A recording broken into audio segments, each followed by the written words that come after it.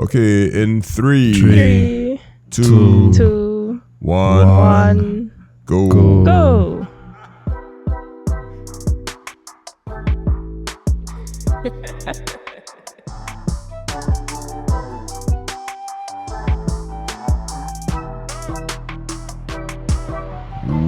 Welcome to the Trinity Techcast. This is episode 132, and it's the last Sunday in September. It's the 28th of September. Republic Day was this week, and we're getting closer to that time when they make you listen to Parang by force. Hey, I love Parang. So you don't like Parang? I have a little issue with lyrics that I don't understand. I'm a very cerebral music listener, right? So most people go for the beat before I just go for the lyrics first. So generally speaking, once I don't understand the lyrics, I have a very hard time vibing because, not because I feel like they're cussing me or anything, right? It's because I can't associate, I can't really grasp the message in the music unless somebody can translate it to me and tell me, oh, this is what they're singing about. And when I find out what they're singing about and I vibe with it, I'll be like, okay, cool, I could live with that. So that's like the Parang in Spanish. So what about Soca Parang? You don't like that either? No, Soca Parang. Only be singing about weird things. I don't want a brush because I literally understand what is happening there, and I'd be like, no. I see beyond your lyrics. You double entendre. Yeah. She'll end up with something in your mouth. Yeah. Like from the time I grew up and I learned what smut was and double entendre, I was like, that's really skillful. However, I'm not going to sing that to a random human being and then skin my teeth and laugh because I know exactly why I say that. That ain't really working out too well. When I see children singing them things, I'll just be like, you poor child. One day you'll grow up and you will learn. You'll know. Yeah. Soca Parang, no. Parang, if I understand the message or the lyrics, I'll most likely vibe with it faster. In school, that's how I am. I think we started sing it like it used to have competitions between the houses or something. I can't remember. Yeah, you in Mocha? I from South. No, South? You want him skin up your face? Like, what? Mocha? Out River. That was in, I went St. Stephen's to do A-levels. That was in Form 6. That is in Princestown. You probably never heard that there before. Nope. Hey, that passing lighthouse. No. Sorry. She grew up past Petrichin. Yeah. I probably she grew up on one side of the lighthouse, but as she grew older, she started to venture out past that lighthouse. And Michaela, she's well traveled. So I've heard. That Toyota, it has some miles on it. Mm-hmm. That's some miles on it. Yeah. Hey, she come up for him for sushi at time, you know. Don't play. That is not south. That is still north. Well, no, I went to one of my friends. One of my friends, he went away to study in Canada, so I went and checked him. He was in Superior. I went all the way to Superior. Watch how she faced Superior. All right. Yeah. Okay. Yeah. For a south person, Ariman thing is north. We don't talk about eastern. That is just north. And that's that. Crazy. And you're proud of that? You're proud of that? Yeah, I not like okay. Tongue. People right. say, yeah, you're living in Tongue. Arima is fully the east, but okay. No, we'll take it. But then you're living in the... so you're living in the north now? You're living in the north now? Yeah, you are northerner. Like if I tell somebody I live in the east, there's like some people in south does be like, what are you talking about? That's crazy, but it really okay. Is. Techiness for the week. Let's see, what did I do, techie? Home Form 6ers. Michaela, you remember when did I do that with you all, boy? To disassemble and reassemble our computer? Yeah. We do that in school? I can't remember. Yeah. I can't remember. Well, but anyway, yeah. To teach my Form 6ers the ins and outs of our computer, so they disassemble it like down to scratch everything, and then they had to reassemble it. in a I have a question. Is that like just basics, or did you have them assemble the GPU and cooling fans and? Nah, they went all the way down to taking out the CPU die, and they had to put the CPU back on and put on the heat sink and all them kind of things, because I had to teach them all that and whatnot. And that was kind of fun to do, to watch them struggle to put back together a computer, and none of them work after. Like not one came back on. I understand that, because I cleaned my PC the other day and I did not turn back on after. I said, okay, no problem. I expected that. I genuinely expected that. Why you clean it for? The dust was there for a reason. It was holding things together. It was holding things together.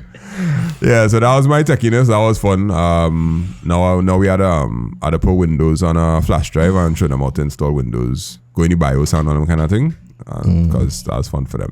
Yeah. All right, how about you, Hakeem? I kind of continue the same financial development thing with, First Atlantic is First Atlantic no more. They rebranding to something called PowerTrans. So. Never heard of that, but thanks for letting me know. You never heard of First Atlantic? No, PowerTrans. Like, never heard the rebranding thing, no? Yeah, it's only like any past couple of months or so. Oh, so, okay. Yeah. So wait. You're going to duck WePay and you're going to go straight to First Atlantic? Yeah. You'll tell me how it goes. Yeah, but I mean,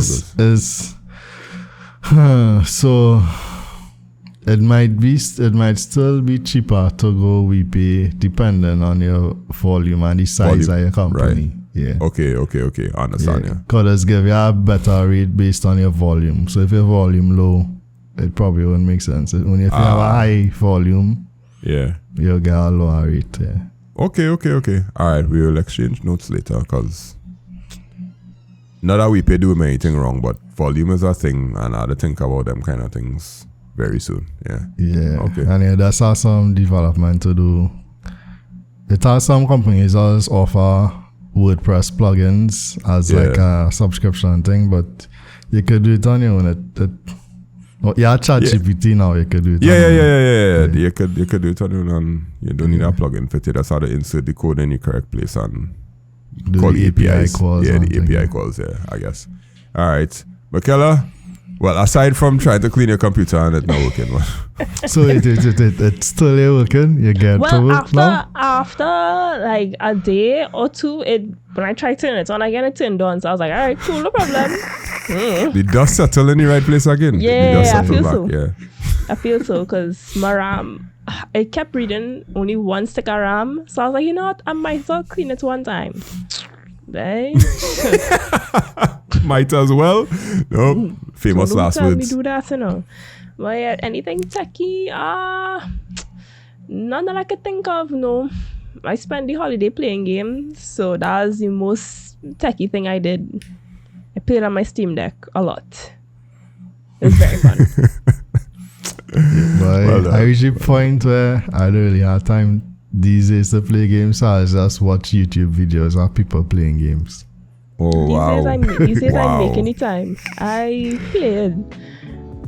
Wow, Gen Alpha. All right. Oh, Gen Alpha. Yeah, that's you. Yeah, that's Gen Alpha. I'm not Gen Alpha. No. I keep on talking about watching people play games. And enjoying it. Like, that's what it is. For sure. All right, today we have our three things, two local, one international, of course, as always. First one is, what is AI readiness? The government seems like they're going to put in some sort of, some sort of assessment to check to see if we're AI ready. But we have our views on that. And then we have the fallout of the crypto ban, which we just found out.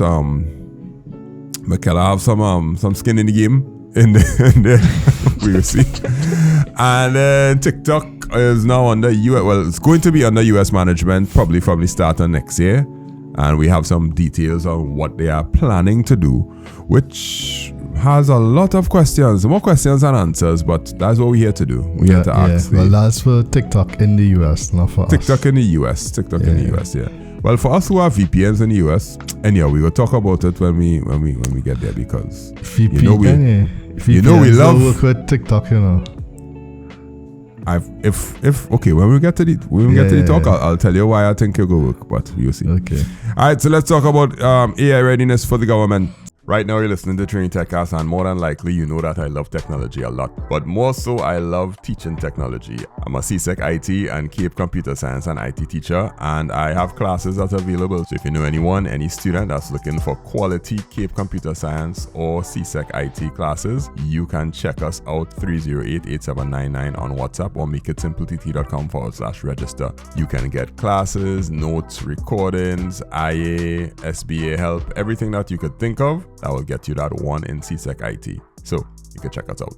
Alright, there's no denying that China is a global powerhouse when it comes to innovation and technology, robots, blah, blah, blah, blah, blah, blah. In an exclusive interview with Guardian Media, Public Administration and AI Minister Dominic Smith, I say sing yes? Oh, shucks. Ooh, that was a bad look. Dominic Smith revealed the government is working with international partners to identify digital gaps and assess TNT's AI readiness. One of the steps that the government has taken based on the most recent cabinet approval is to conduct an AI readiness assessment. This will be carried out with key partners including UNDP and IDB. We're trying to determine what the digital gaps are. Based on those assessments, we'll know which areas to improve and invest in to enable and capitalize on AI technology for the country and government ministry. And he went on to talk more about AI in the classroom and emphasizing the Ministry of Education to explore like how to use AI and all that kind of stuff. And I just want to know, what do you think the result of said readiness in what assessment is going to turn out to be? What is going to be the end product of this AI readiness assessment? Because my first question is, what is an AI readiness assessment and what does it entail? Go, shoot, let me know, because I have no idea. Hello. You see, men stumped here. People stumped. They are low. An AI readiness assessment is an assessment for AI readiness. I sound like I'm certain. Anyway, I'm gonna say nothing. Yeah, I mean, I don't know, okay. Your capacity to not just utilize AI, but to also have it integrated into your workflow and your processes, assessing how ready you are to embrace it and take advantage of it. Like if you say you're going to assess a real life example, say licensing office. If you're going to assess their readiness to utilize AI, first you probably have to assess the people, look at the people part of it in terms of the technology, skills, whatever. Then you probably assess the infrastructure in place. Do they have computers, internet connection, that type of thing to really utilize it? Then probably the processes. How can you take whatever processes you have now, whether it be paper-based or online, and how easy would it be to integrate AI to make it more efficient? Stuff like that. Okay. All right. Michaela, what you think our AI readiness assessment is going to look like? Everything you just said. You see, that's the easy answer.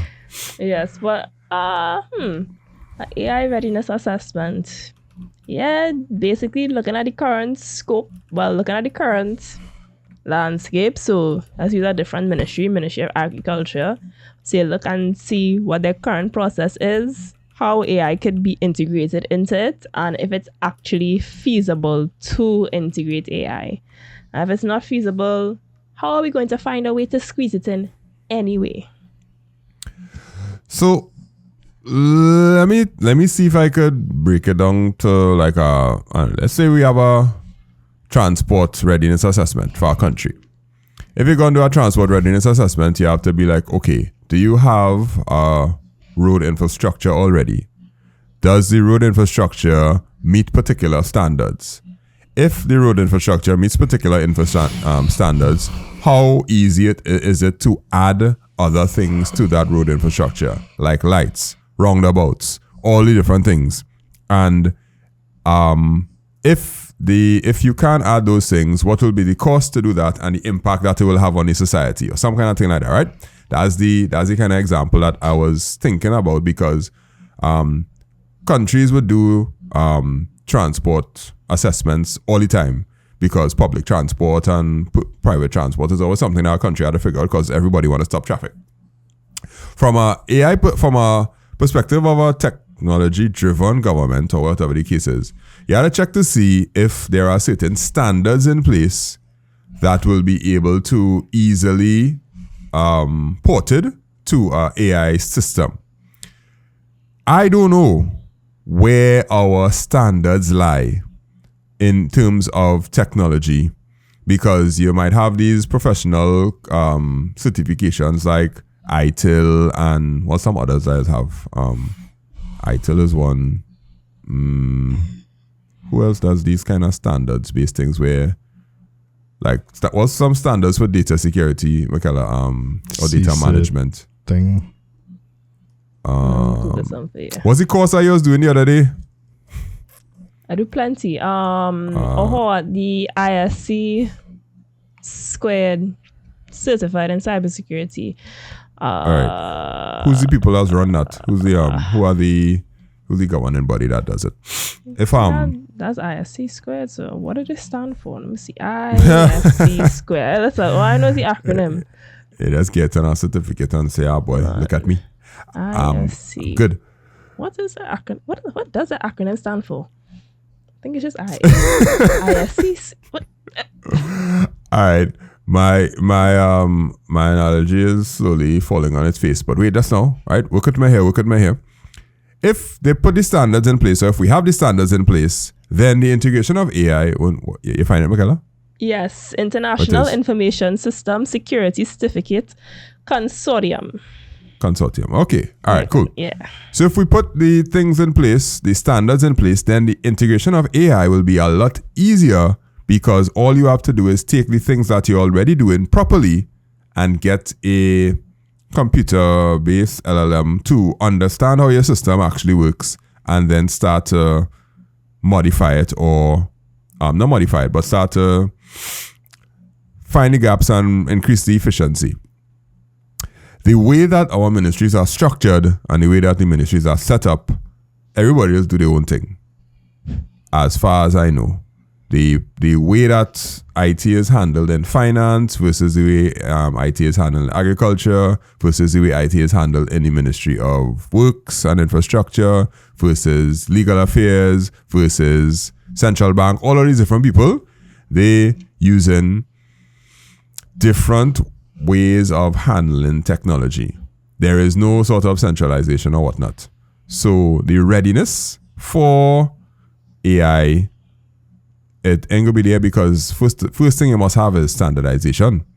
If you do have standardization, then you eventually going to now try to put artificial intelligence in 5 different places in 5 different ways, and China not gonna have that. If China is the landmark, or not the landmark, the benchmark that we're trying to use, China is standardization embodied. They like, yeah, we control everything from the internet all the way down to the algorithm on TikTok, which we're going to talk about. And therefore, them integrating AI is pretty straightforward, because you have a platform or a standard to go with. Do you understand where I was going with that? Yeah, but we see we're talking about it. That's a very difficult thing to do. And not just here, but sure, most other countries too, they don't have something that fully integrated for all their IT systems across government agencies and stuff like that. Like integrating it into one thing for the different government agencies. Yeah, like, I don't know, like if you look at the US, does the US have that in place? I'm not so sure. Like for their different areas of government and stuff. Well, that is not what Doge was doing. Yeah, but that was... I read an article that said the Doge employees get to go back to work now after Elon was stopped being the after Elon get fired, all the people that he fired end up getting back the jobs. That's what I read. But I wouldn't say it's in the US 100% in the public sector, but in the private sector, it's there. Yeah, so that's the difference. there. Public Yeah. sector versus private sector anywhere in the world. Yeah. The speed at which things has happened has been very, very different. The speed and efficiency anywhere in the world you go. Probably So- except China and So what we're trying to say is Trinidad going to fool itself by doing this AI readiness assessment, thinking that we're going to be able to implement AI after. Well, I would that's the point of the assessment to see if it's feasible. yeah. Assess first. Yeah, assessment and then like doing that integration with everything, that probably gonna be harder than implementing AI in say 3 or 4 government, they call it agencies. Yeah, like in a silo. Yeah, so- that gonna be so- way harder. So yes, I understand what you're saying. So it's harder to try to dig up everything and build a proper platform. Instead, you just go in each room and be like, let me see how I could do some interior decorating inside this room and that room and that room, and hopefully things will work better. And that's the problem when you have a ministry called the Ministry of Artificial Intelligence. You are going to be forced to have to do it. It's no way because it's in your name now. Mm-hmm. Because it's in your name, you really don't have a opportunity to say, no, this is hard. Auntie Cams, the Honorable Kamala Pasabi Sessa is going to be like, that's your name, Dominic. Get it done. And Dominic had to get it done. And then he'll have to say things like this. So if you look at it, right, they say they get funding from the IDB and UNDP. That right there, that's smelling like, okay, it's going to be a project, you're going to have to get consultants and they probably going to have to standardize stuff, so that's going to take a while to happen. The assessment is, because if they get funding or help from them, consultants going to have to bid on it, whatever, it will take a little while. And then coming out of that, you'll see how it will go from there. In the article also, it says that Smith emphasized that AI will also be integrated into the classroom. We have been coordinating with the Ministry of Education to explore initiatives that will have an impact. AI in schools is very important, from primary to tertiary education, looking at ways to improve the syllabus and use technology in classrooms, such as through laptops and AI software enabled on these devices. No. First thing that we need to get in schools is the internet. And after you get the internet, then you could actually access these large language models because they don't work locally. And I know for sure half them schools' internet is either poor or non-existent. And that is just bother me when they be like, yeah, we're going to integrate AI in schools. Like, I know what's going to happen. But if you try to put it in schools, cool, you'll build a future for the children and whatnot. But, a little off topic, but the thought just came to my mind when you're talking about schools and AI and the government. Did any of your students get the laptops?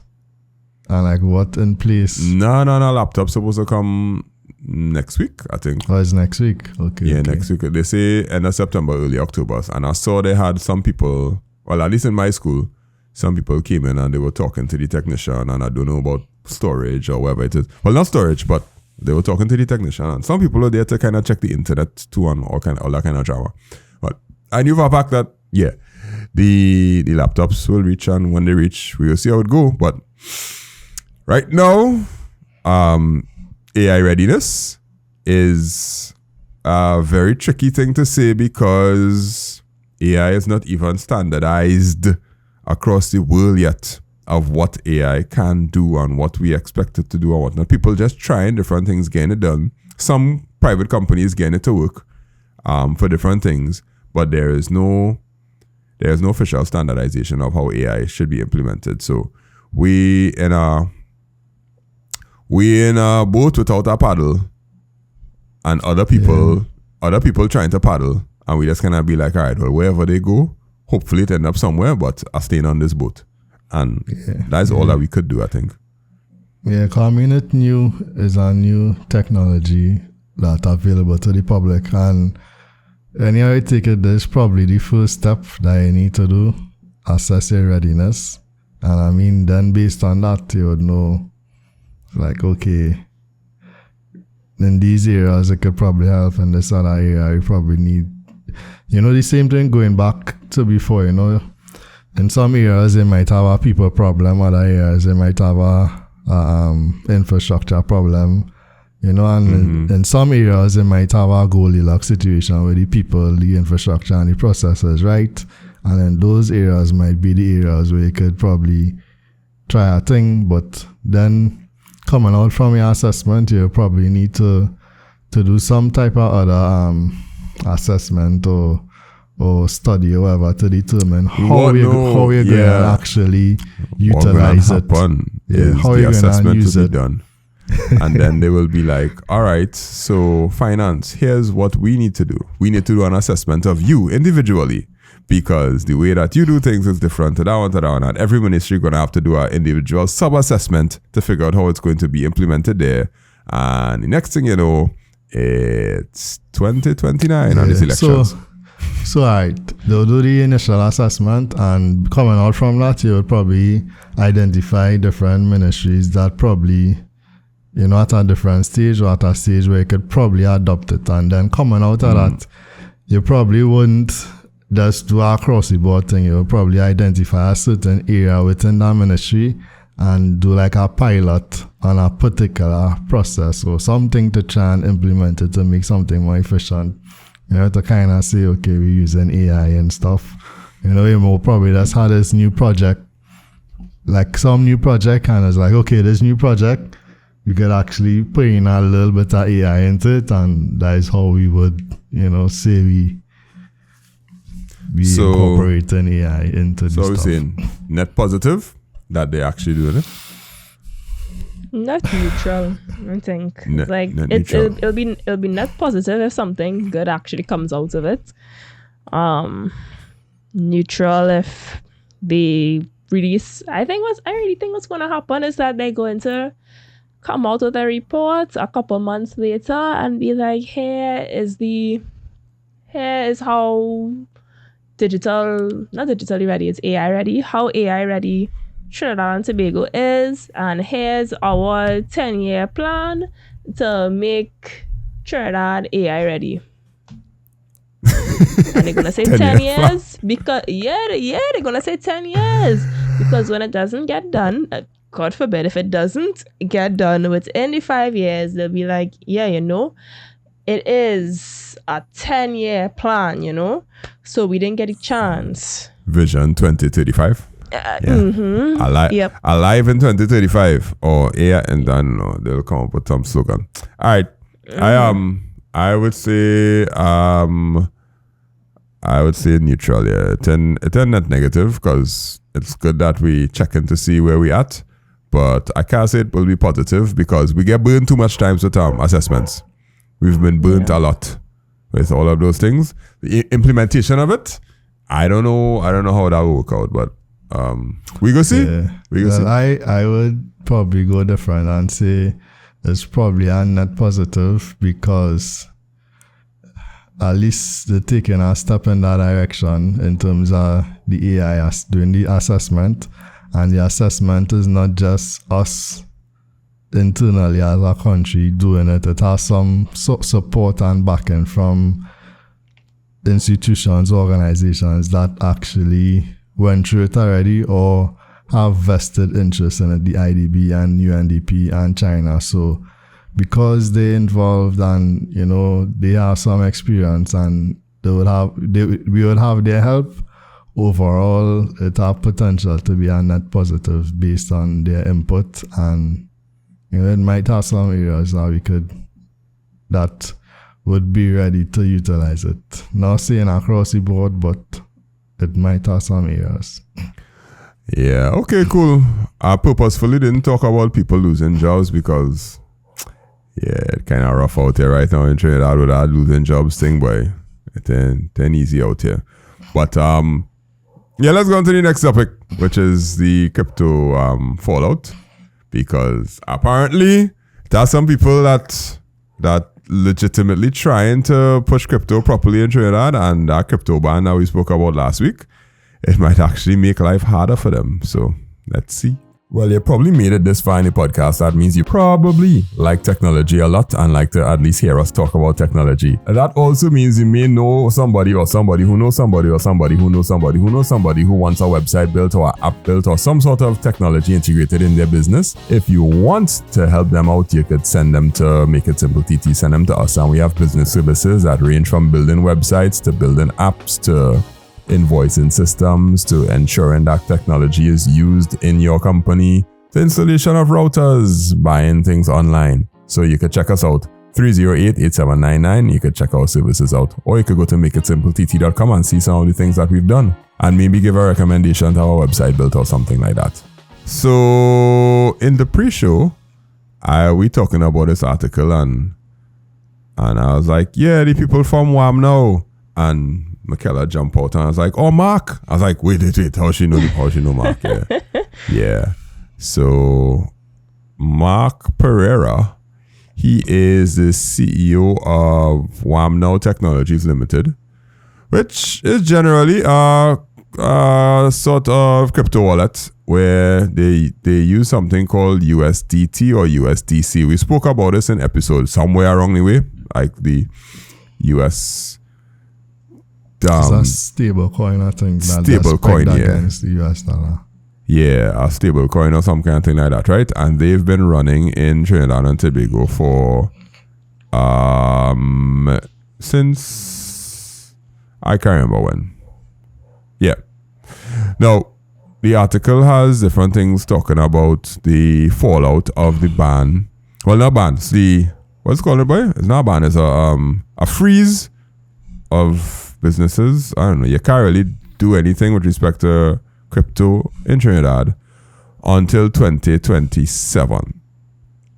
Some of the things that he said is that it's a backward move because it effectively damages the good folks, the good people, while trying to deal with the bad people. Here's his statement. While Sunshine unequivocally supports the smart and effective regulation of the digital asset industry, the company believes this bill in its present form is counterproductive. Instead of creating a framework for responsible growth, it risks halting an entire industry, effectively telling operators to stop everything. Hot takes? Correct. Yeah, that's basically what the bill is. Oh, wow. Go ahead. Tell me more. You feel like the crypto industry, which is a valid industry in Trinidad and Tobago, in the whole world, is going to be ground to a halt, and we will have zero interest in crypto from a Trinidad and Tobago perspective? Not necessarily zero interest in crypto. It's more like zero room for developing the industry. So persons who have businesses that are like Huipe and businesses like WAM are kind of, basically ground to a halt because of the bill. Yes, it's good to take initiative and kind of punish the bad actors for scamming people.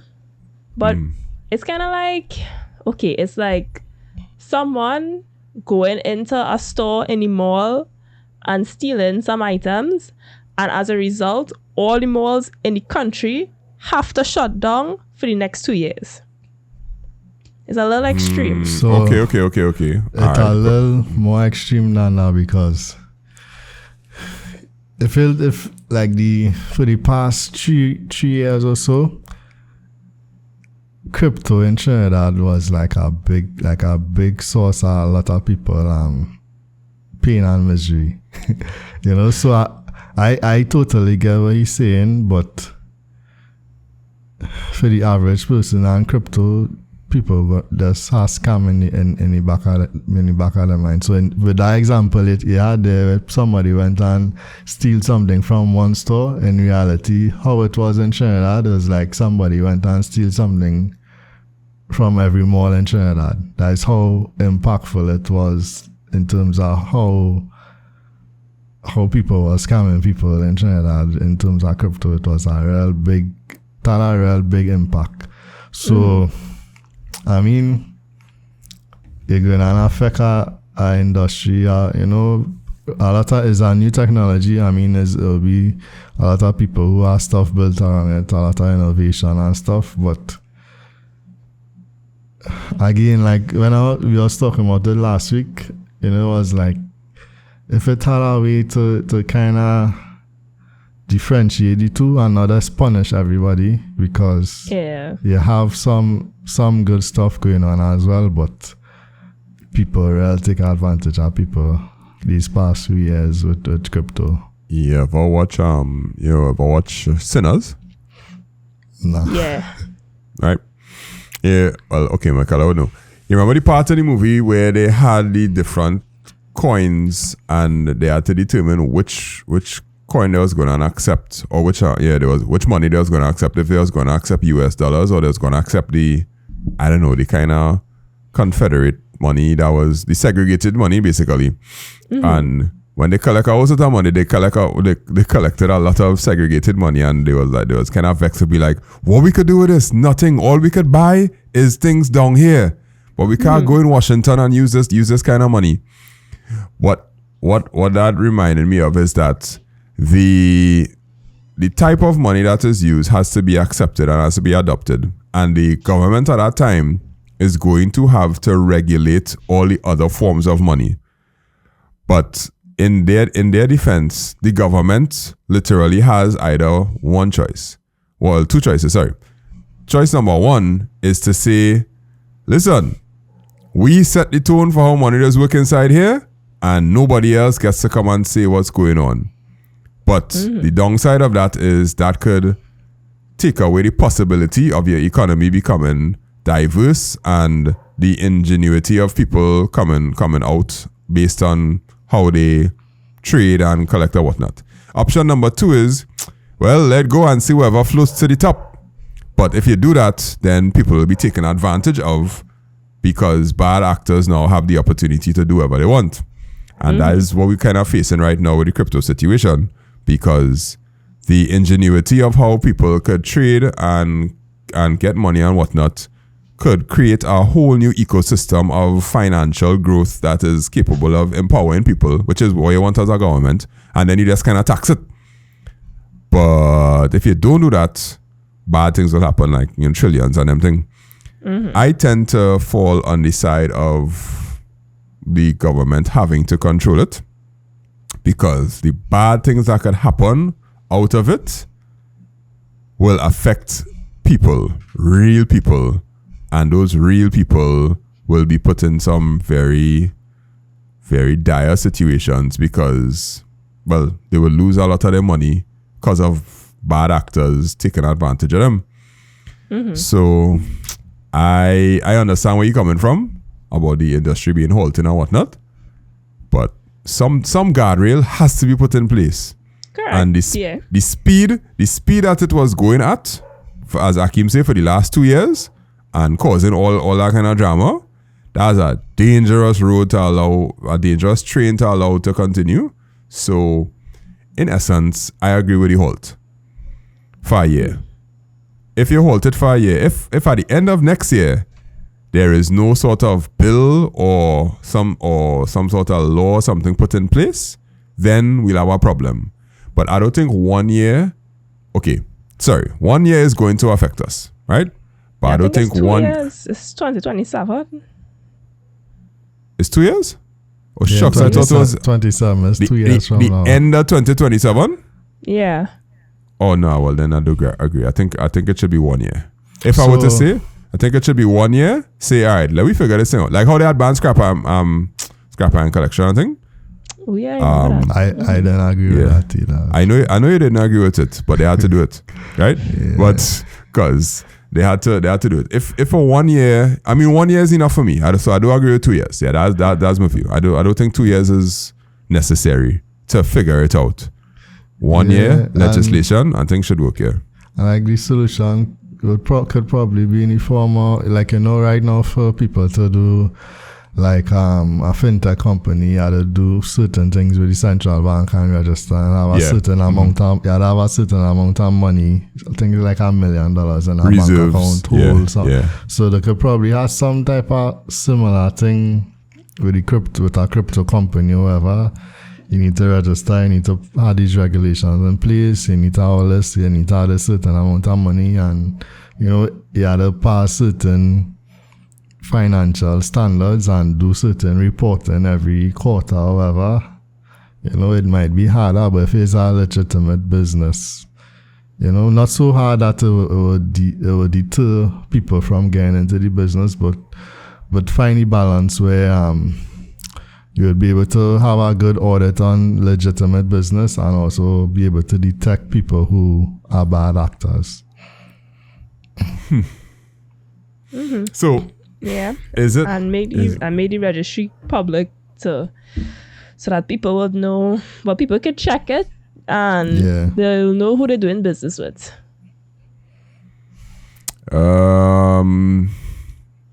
Red tape. There's a lot of red tape and bureaucracy inside of that, especially when it comes to financial transactions. And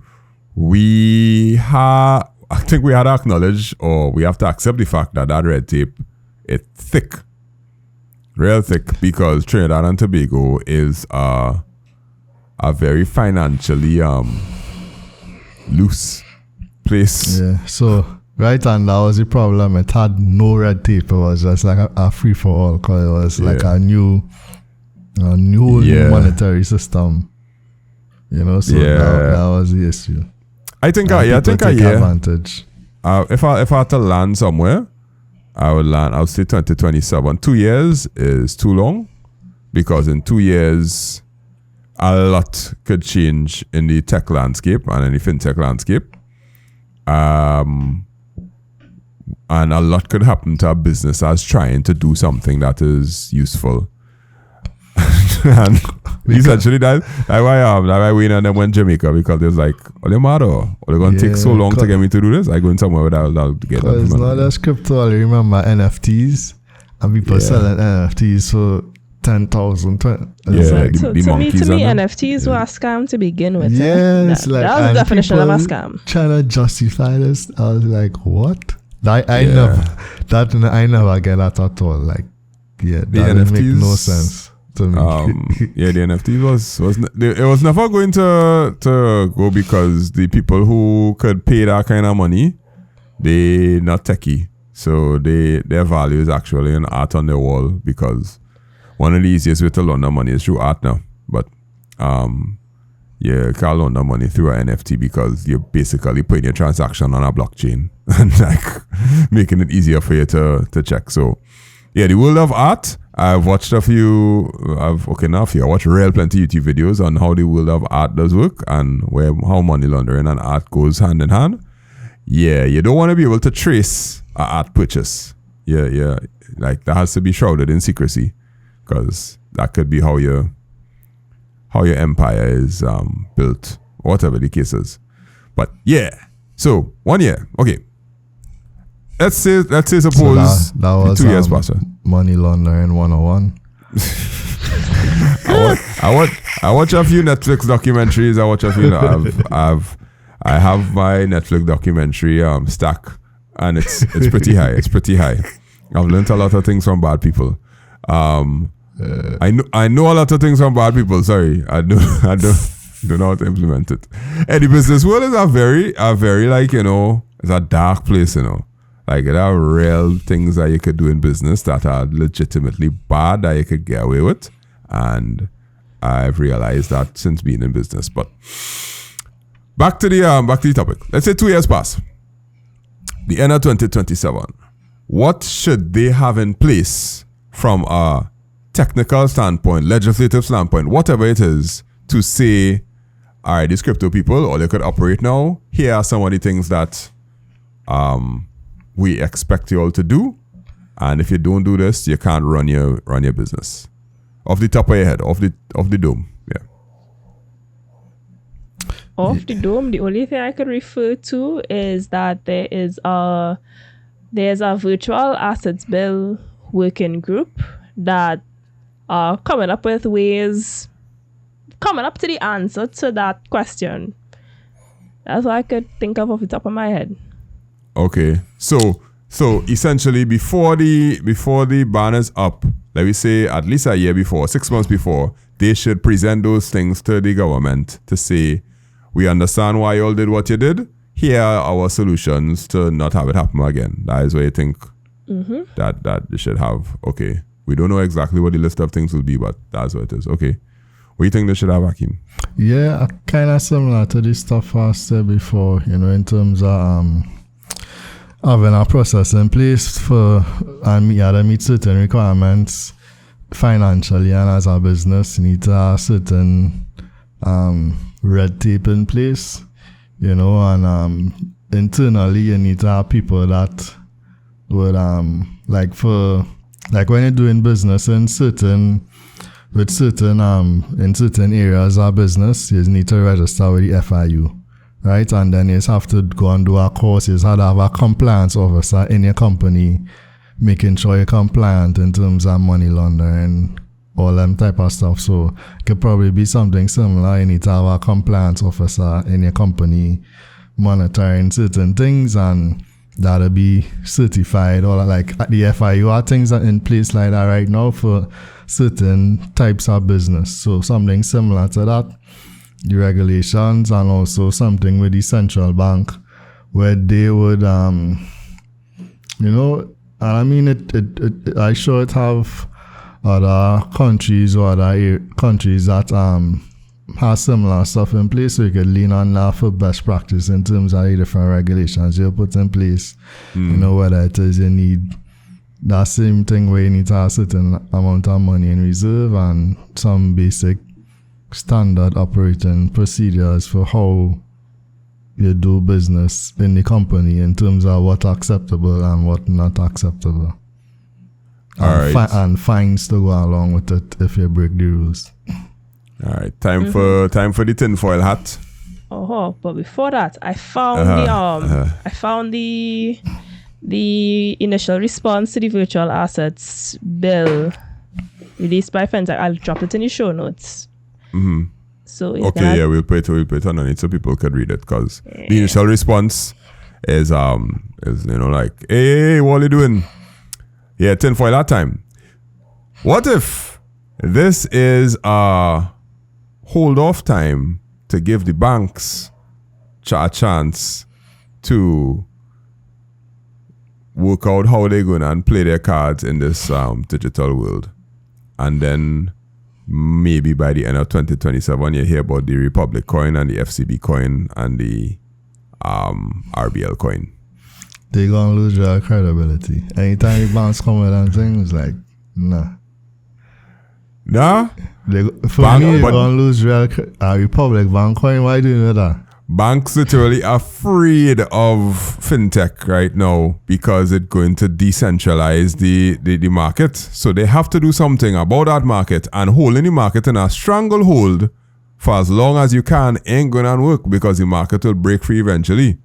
So there is a running theory, or like a conspiracy theory, that the banks trying to find a way on how to gain hold over this fintech something thing. Like that could work in a country that actually adopt bank accounts and digital transactions. We still have big cash-based society, and people generally, they're not going and be like, oh, let me get Republic Bank my cash and I will get a digital coin.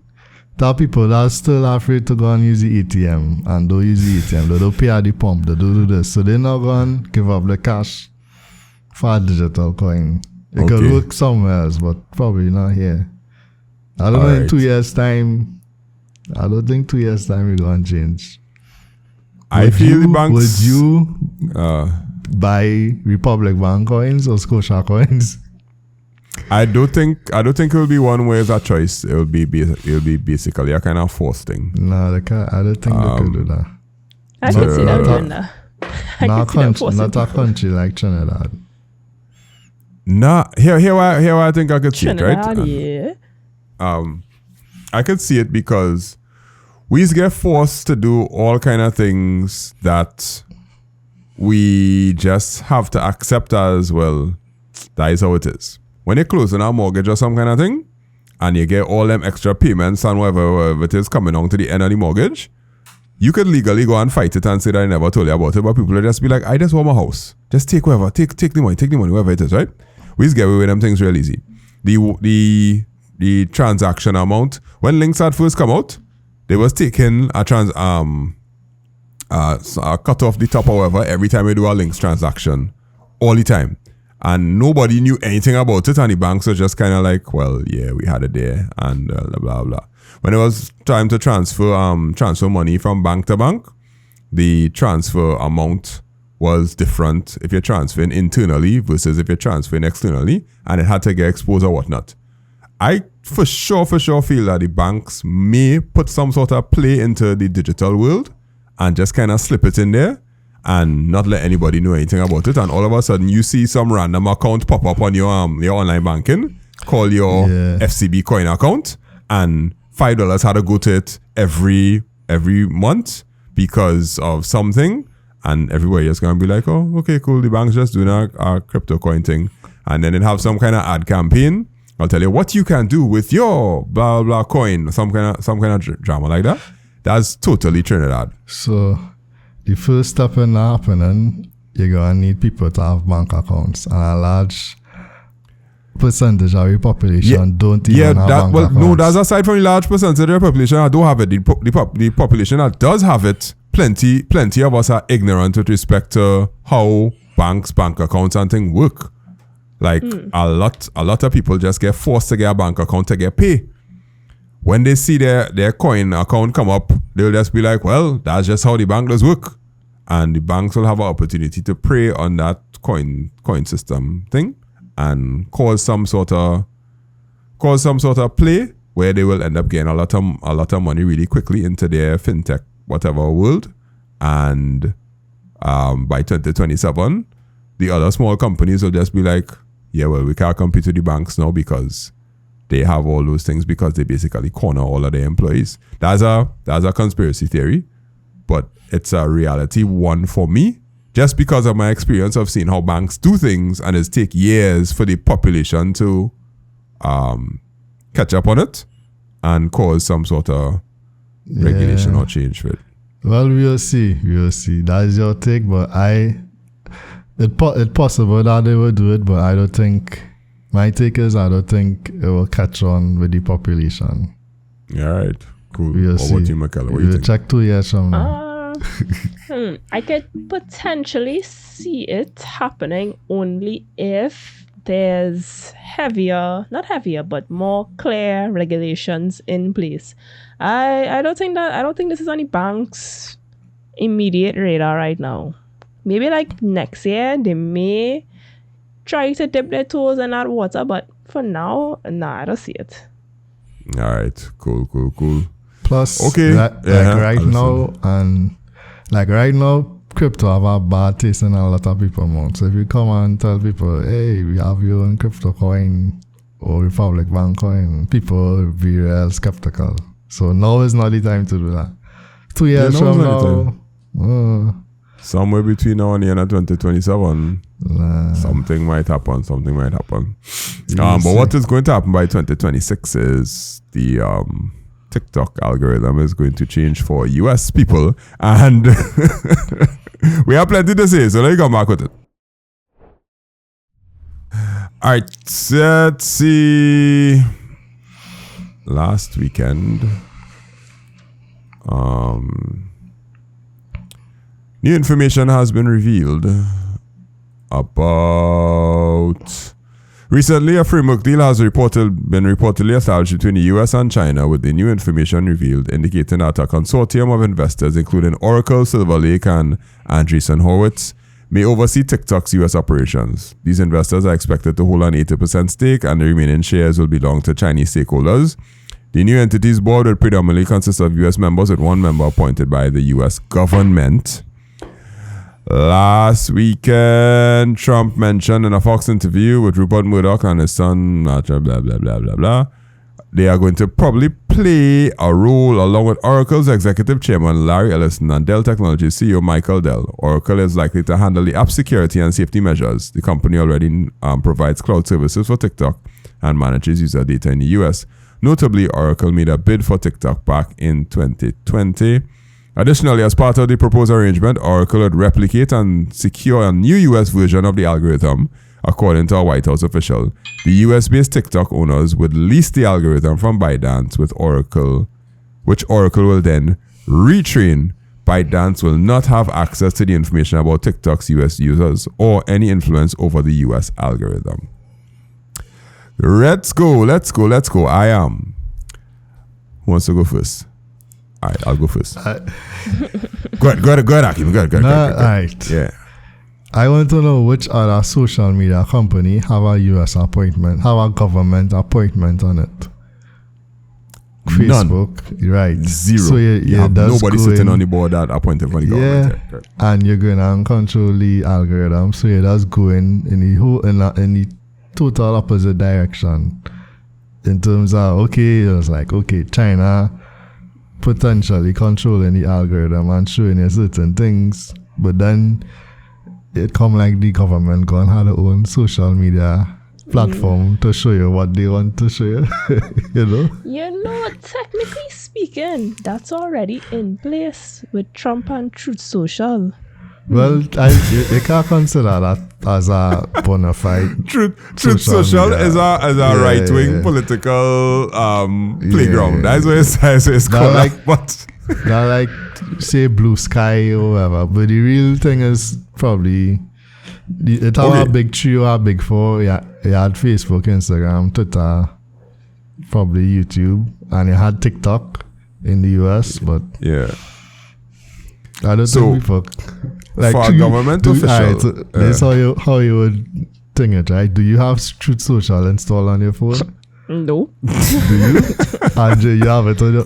Well, right, you mad or like... Not real. So they put in basically a consortium going on hold out 80% stake in the US holdings. But that's all that part is the easy part. The part with Oracle handling all of the data, which they do right now. They already are the data handling organization for the Chinese to basically the CDN for China in the US. When they list the algorithm, they will make a copy of it and then they're going to retrain it. That's the keyword. Retraining that TikTok algorithm means that you want to keep the same amount of virality, but you also want to control the things that can go viral because you're training it to promote certain things, which is not different to what China does with their version of TikTok. It is exactly what China does. The China version of TikTok is trained to show the Chinese people a certain set of things, aka Chinese propaganda, and it also shows the children more educational stuff than the other algorithm, because this is proven. Many people have gone to China, use TikTok, and show the different things that they see, and then when they come out of China, it shows different things. So the US is just creating a US-based propaganda machine, just like China, in the place of the greatest amount of free speech and all of those different things that the US is supposed to stand for. It's going to now lock down the views of a lot of people into a US bubble. Not just that to me is the dangerous one. They're going to do two things, right? They're going to affect people in the US ability to share and say certain things and have the message be reached, and they're going to affect people in the US seeing stuff from other places in the world. Correct.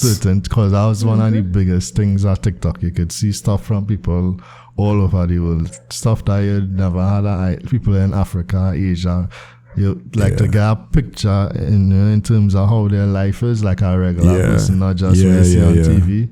So it's gonna affect people in the US ability to see the outside world and different views. And you know where you should buy shares right now? ExpressVPN. Because everybody gonna be like NordVPN. Yeah, NordVPN or any VPN company, because everybody and their grandmother going and be like, I not gonna be a part of this propaganda machine. I gonna put VPN on so that my TikTok will work as if it will work from, I don't know, Europe or Africa or some kind of thing like that. So that was telling you, like, well, at least when I used to try VPNs, don't work on TikTok. Like you could put a VPN. Like when I used to try it, it used to actually look at your SIM card. So I would have a Trinidad SIM card, and if I go on a US VPN, same thing. No different algorithm, no different content. I have to refresh. Hold on. Yeah. So how the US going on put the geofencing, like, how are they going to know that you're from the US? What is the key indicator? What's the key indicator for you to know that you're from the US? Well, I mean, if they use the same thing, if they still have the same technology in place to look at your SIM card. But it's so easy to just geofence you and say that you're coming through an American ISP. Yeah, but once you're coming through an American ISP, AT&T or Verizon or whatever, or Sprint or whatever it is, you will just be like, okay, cool, you get the American version of TikTok. If you're not coming through an American ISP, okay, you'll get the international version of TikTok. And that really, what I concern about is, if you use TikTok, if you like say you travel plenty, right? You use TikTok and you using it internationally all the time. As soon as you go into America and you pass through their ISP, do you get a different For You page? Yeah. Your For You page is going and get like... So when I go to the US, well, you start getting ads and I start seeing more local, more US content. I would still see some... Just, Michael, I think your microphone switch. Just double check. Right. To see if it's the right one. Yeah, go ahead. Yeah, you start seeing ads and you start seeing more local US content and US content. You will still see some Trini content because of how you interact with in the past, but you start seeing more. And like, say, even the live videos, when you're scrolling, you would see people going live in the US. So it's be different. Because you remember how TikTok, TikTok does work. It'll show you, like when you post a video, it show you a video to you people locally first, and if it go viral, then it will start expanding out. Yeah. But this level of control is it's dangerous. Like, how dangerous? Well, like, what do you think the fallout will be for US citizens? Now that they're basically in a propaganda machine. It will basically be a totally different app, depending how far they go with it. Your experience will be different. Okay. Let me see if I can bring it down to, like, let's say the representative from the US government goes on the board and says, we've noticed that a lot of children are posting videos about guns. And they tell Oracle, tweak the algorithm to stop showing all the videos about guns. Because we don't want the people in America to think that America is all about gun violence. So, they do that, right? Yeah. If they do that, then what other social media platform is going to highlight these things that TikTok has been highlighting for the past few years? will people start to flock to another social media platform that is more fair? Or will they just be like, I don't think they ever left. Like, they never left the other social media platforms. So most of the times you'll use multiple forms of social media, but just for different things. So like the Instagram and Twitter algorithms will be different from the TikTok algorithms. So for Instagram and Twitter, you'll see more international stuff compared to what the US TikTok curates for you. So yeah, they'll miss out on. So if you only use TikTok, then you'll be heavily affected by that. But if persons use other social media, they wouldn't be too affected.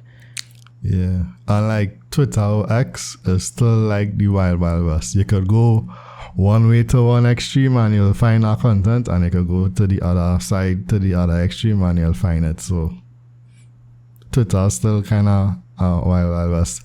That example you give, right, in terms of the gun stuff, that's not really the big concern. I think the concern is more political stuff. Like if you start pushing certain political stuff and not showing the other side of it, that's where the issue will be. Like, you know, you're only pushing one side. Correct. Like right now on TikTok, you could kind of see both sides. You could see people perspectives from different parts of the world on different topics, a different range of topics. I'm not going to say the topics because I don't want to get into that, but on different topics, you could see both sides, one extreme or the next extreme. But if they start blocking out one side of it and only showing one side because that's the side that's favorable, you know, that's where you will start to... But it getting real close to state-owned social media.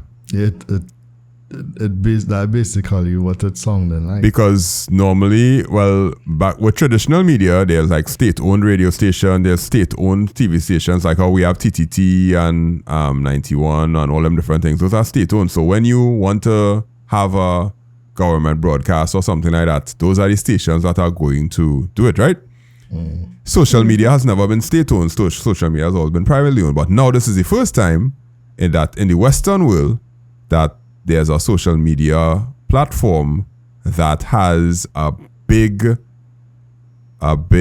chunk of state ownership. That is a private company that's doing the work, but the state is almost like puppeteering the way that it runs.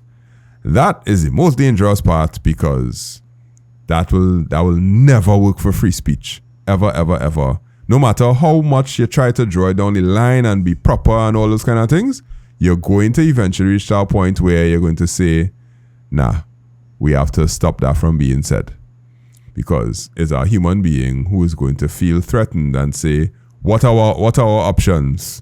And we'll do this, blah, blah, blah. And then you're going to end up doing the same thing that he has come down on North Korea for and China for, which is control the population by the media that they ingest. Yeah, but who's to say that already happened? Blatantly control the population by the media that they ingest. That's the part. Because when they were putting Zuckerberg and all of these CEOs before the Congress and those other things, they were basically saying to them, yeah, all you're making things bad for us because all you're allowing a lot of things to come up on this algorithm.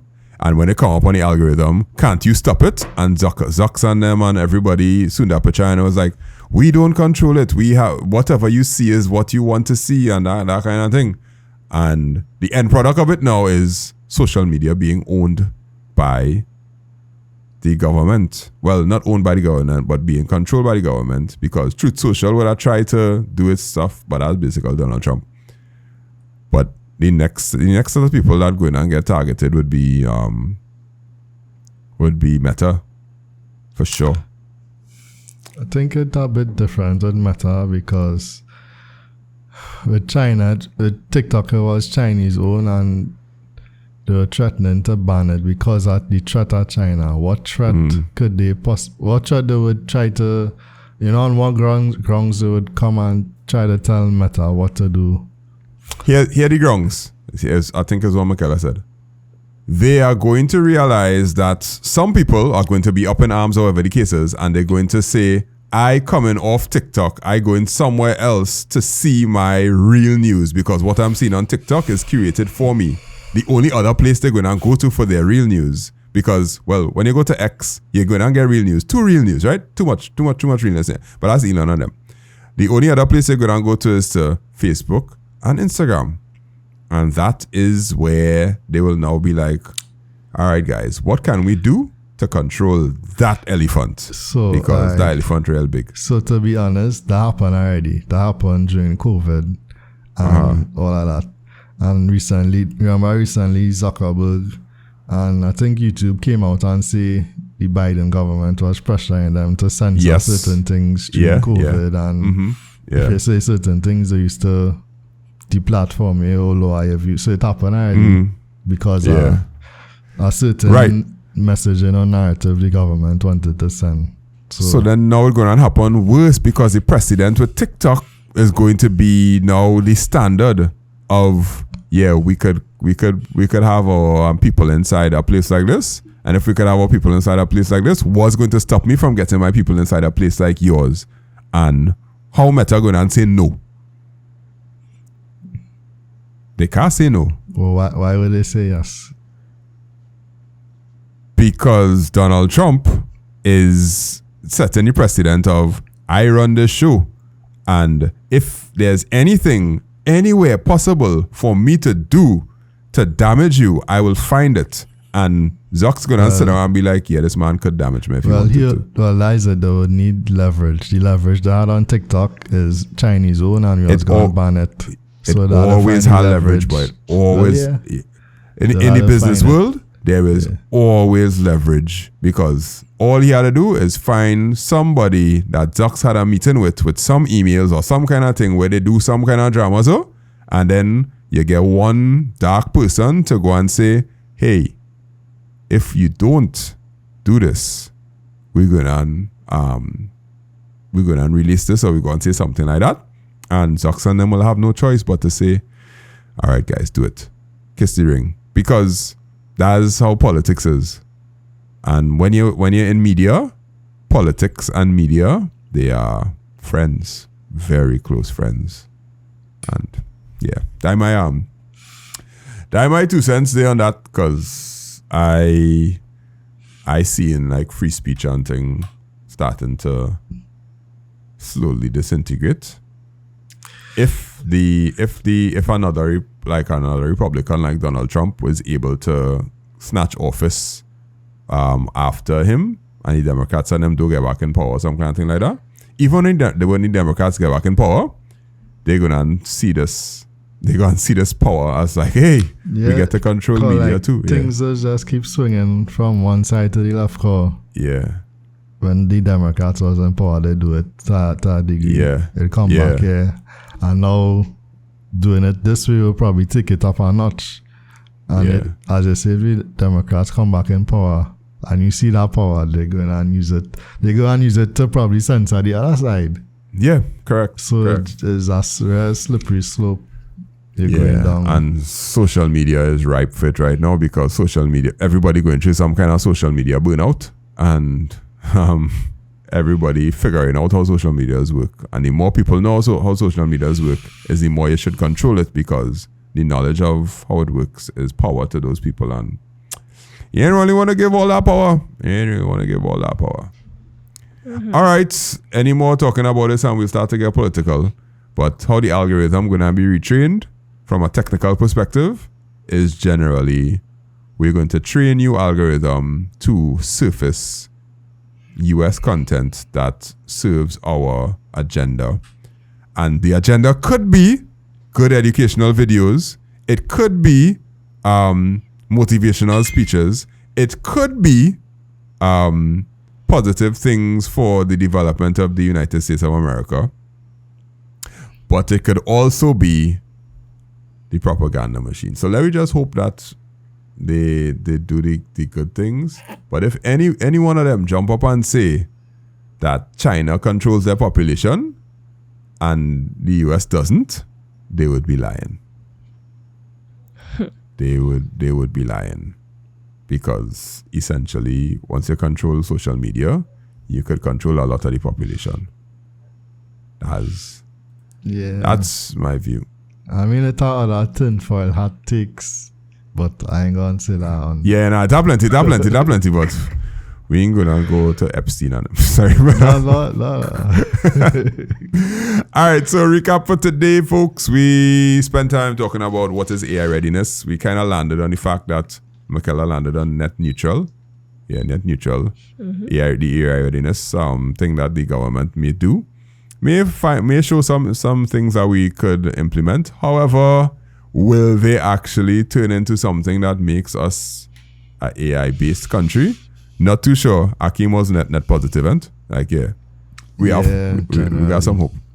We have a little hope because at least it will show what we need to do, which is exactly what we don't have right now. The fallout of the crypto ban. I can't remember where you landed, Michaela. You not for it, like that crypto ban. Not for the current implementation of it. Yeah, that gonna hurt the industry bad. Akeem, you was like, it's bad. I was like, give it a year, but then I realized it was 2 years. So at the end, they need to put something in place. They definitely need to put something in place, but the amount of time, I'm not too sure. And then your TikTok US management, I am 100% convinced that the propaganda machine is going to be built on TikTok, especially with the US having a government representative on the board. Where you land, Michaela? I can't remember. I agree because to an extent, the propaganda machine already running, so yep, just going to run more efficiently. It'll have more efficiency, yeah. And Akeem, well, you agree too. So I just want to see what it will look like when you travel and you go. And like how your whole YouTube does change when you're going in the States. Where you'll see people on other social media platforms making videos complaining about it. So you'll see it like that. yeah. Like my YouTube changed so much when I went to the States. I was like, whoa, that's a lot of ads there. Yeah, but I was getting real ads, but like if I use my work VPN and then I open YouTube, then that's when I start to get ads. I'm like, excuse me, no thanks. Yeah. Us with our third world. But people are to eat. People are to get money. All right. That's the day for us today, folks. Thank you very much for listening to the Trinity Techcast. If you made it this far, don't forget to share it. Leave a comment and all of those other good stuff. To the 51 people who have subscribed to us on YouTube, well, we're glad to have you, and everybody else that listens on the different other audio platforms. We cool. Glad to have you. Don't forget to share it because you reached to the end. Obviously, you're locked in. My name is Andrew Charles from @MakeItSimpleTT and @Trinity Techcast and all the other @s that are on my Instagram profile because January is coming up, so that is when I started kicking into a real high gear with students and things. But right now, we're just on planning phase. Yep. All right, Akeem, where are you? Akeem there at Trinity Techcast. For the most part, yeah. Mm-hmm. Generally speaking, that's where he speaks a lot.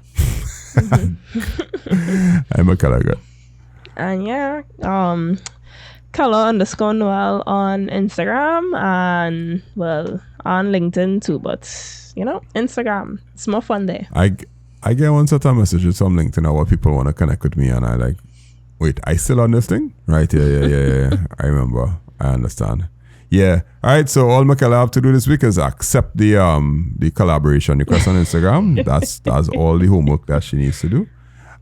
So that people could see that she's the one who's dragging the RBL up and not me. That's all. I told you. We are gone later.